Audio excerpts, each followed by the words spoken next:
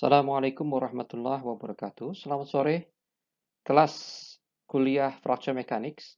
Pada hari ini, kita akan membahas mengenai pengujian fracture toughness menggunakan metode linear elastic fracture mechanics.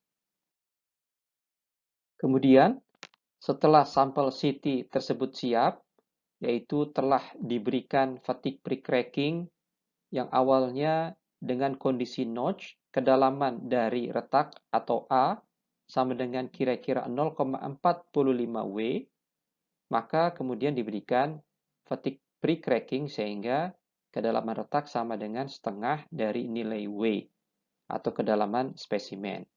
Nah, setelah itu siap, maka kemudian kita akan memberikan beban untuk membuka atau untuk mematahkan sampel tersebut. Nah, di sini kemudian kita akan melakukan plotting terhadap crack opening displacement atau delta V, yaitu bukaan daripada spesimen tersebut saat diberikan beban. Kemudian juga kita mengukur nilai dari P tersebut. Hasil plotting dari nilai crack opening displacement versus beban P umumnya akan tampil dalam bentuk salah satu dari ketiga grafik atau kurva ini, yaitu ada tipe 1, tipe 2, dan tipe 3.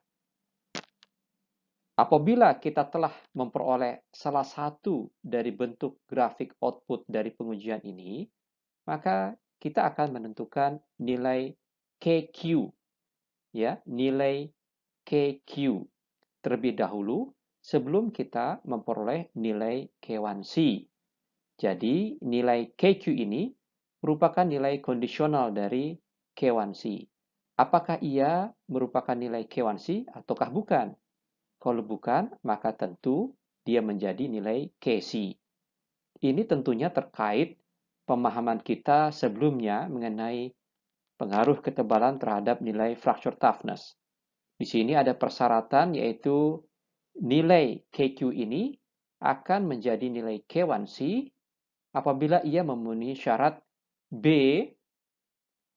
lebih besar atau sama dengan 2,5 dikalikan kuadrat nilai KQ dibagi yield stress dari bahan yang diuji.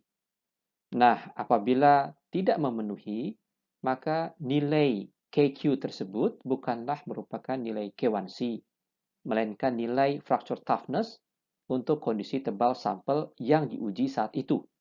Atau dengan kata lain, merupakan nilai KC. Perhatikan ketiga tipe grafik hubungan P versus COD. Untuk tipe 2 dan tipe 3, cukup mudah dalam menentukan nilai KQ menggunakan nilai PQ ini. Nilai PQ ini akan dimasukkan ke dalam persamaan faktor intensitas tegangan dari spesimen.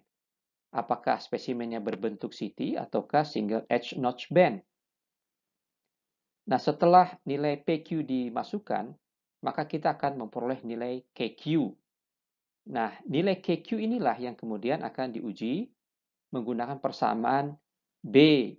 Apakah lebih besar atau sama dengan 2,5 dikalikan kuadrat nilai KQ dibagi yield stress. Bila memenuhi, maka nilai KQ merupakan nilai K1C. Sementara itu, untuk kurva P versus COD atau crack opening displacement tipe yang pertama ini, maka nilai PQ ditentukan oleh P5, yaitu perpotongan jejak perpindahan beban, ya, perpotongan jejak perpindahan beban dengan garis potong 95% dari nilai P pada garis lurus. Nanti kita akan sama-sama lihat contohnya bagaimana kita menentukan nilai PQ untuk tipe kurva yang pertama ini. Namun sebelum itu, saya akan memperlihatkan terlebih dahulu dua jenis spesimen yang memenuhi kriteria plane strain atau akan menghasilkan nilai K1C dan juga yang tidak menghasilkan nilai K1C atau dalam kondisi plane stress yang nanti kita sebut sebagai KC. Nah, ini adalah contoh permukaan patah dari sampel paduan aluminium 7075T6. Kita bisa lihat di sini, ini adalah fatigue pre-crackingnya, kemudian ini adalah permukaan patah saat sampel ini kemudian diberi beban. Nah, kita bisa lihat di sini permukaan yang sedemikian rata, dan sampel ini disebutkan memenuhi kriteria persamaan ini.